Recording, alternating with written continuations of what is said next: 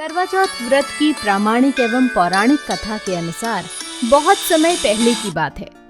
एक साहूकार के 7 बेटे और उनकी एक बहन करवा थी। सभी सातों भाई अपनी बहन से बहुत प्यार करते थे, यहाँ तक कि वे पहले उसे खाना खिलाते और बाद में स्वयं खाना खाते थे। शाम को भाई जब अपना व्यापार व्यवसाय बंद कर घर आए तो देखा कि उनकी बहन बहुत व्याकुल थी। सभी भाई खाना खाने बैठे और अपनी बहन से भी खाने का आग्रह करने लगे, लेकिन बहन ने बताया कि उसका आज करवा चौथ का निर्जल व्रत है और वह खाना सिर्फ चंद्रमा को देखकर उसे अर्घ्य देकर ही खा सकती है। चूंकि चंद्रमा अभी तक नहीं निकला है, इसलिए वह भूख प्यास से व्याकुल हो उठी है। सबसे छोटे भाई से अपनी बहन की हालत देखी नहीं जाती और वह दूर पीपल के पेड़ पर एक दीपक जलाकर चलनी की ओट में रख देता है। दूर से देखने पर वह ऐसा प्रतीत होता है कि जैसे चतुर्थी का चांद उदित हो रहा हो।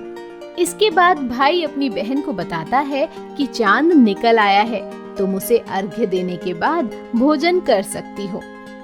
बहन खुशी के मारे सीढ़ियों पर चढ़कर चांद को देखती है, उसे अर्घ्य देकर खाना खाने बैठ जाती है। वह पहला टुकड़ा मुंह में डालती है तो उसे छींक आ जाती है, दूसरा टुकड़ा डालती है तो उसमें बाल निकल आता है और जैसे ही तीसरा टुकड़ा मुंह में डालने की कोशिश करती है तो उसके पति की मृत्यु का समाचार उसे मिलता है। वह बौखला जाती है। उसकी भाभी उसे सच्चाई से अवगत कराती है कि उसके साथ ऐसा क्यों हुआ। करवा चौथ का व्रत गलत तरीके से टूटने के कारण देवता उससे नाराज हो गए हैं और उन्होंने ऐसा किया है। सच्चाई जानने के बाद करवा निश्चय करती है कि वह अपने पति का अंतिम संस्कार नहीं होने देगी और अपने सतीत्व से उन्हें पुनर्जीवन दिलाकर रहेगी। वह पूरे 1 साल तक अपने पति के शव के पास बैठी रहती है, उसकी देखभाल करती है। उसके ऊपर उगने वाली सुई नुमा घास को वह एकत्रित करती जाती है। 1 साल बाद फिर करवा चौथ का दिन आता है। उसकी सभी भाभियां करवा चौथ का व्रत रखती हैं। जब भाभियां उससे आशीर्वाद लेने आती हैं, तो वह प्रत्येक भाभी से यम सुई ले लो, पिय सुई दे दो, मुझे भी अपनी जैसी सुहागन बना दो, ऐसा आग्रह करती है। लेकिन हर बार भाभी उसे अगली भाभी से आग्रह करने का कह चली जाती है।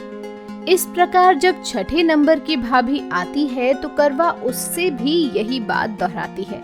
यह भाभी उसे बताती है कि चूंकि सबसे छोटे भाई की वजह से उसका व्रत टूटा था, अतः उसकी पत्नी में ही शक्ति है कि वह तुम्हारे पति को दोबारा जीवित कर सकती है।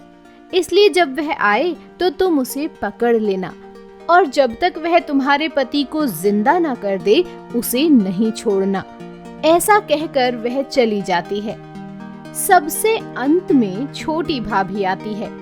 करवा उनसे भी सुहागिन बनने का आग्रह करती है, लेकिन वह टाल मटोली करने लगती है। इसे देख करवा उन्हें जोर से पकड़ लेती है और अपने सुहाग को जिंदा करने के लिए कहती है। भाभी उससे छुड़ाने के लिए नोचती है, खसोटती है, लेकिन करवा नहीं छोड़ती है। अंत में उसकी तपस्या को देख भाभी पसीज जाती है और अपनी छोटी अंगुली को चीरकर उसमें से अमृत उसके पति के मुंह में डाल देती है।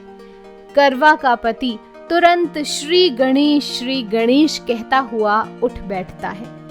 इस प्रकार प्रभु कृपा से उसकी छोटी भाभी के माध्यम से करवा को अपना सुहाग वापस मिल जाता है।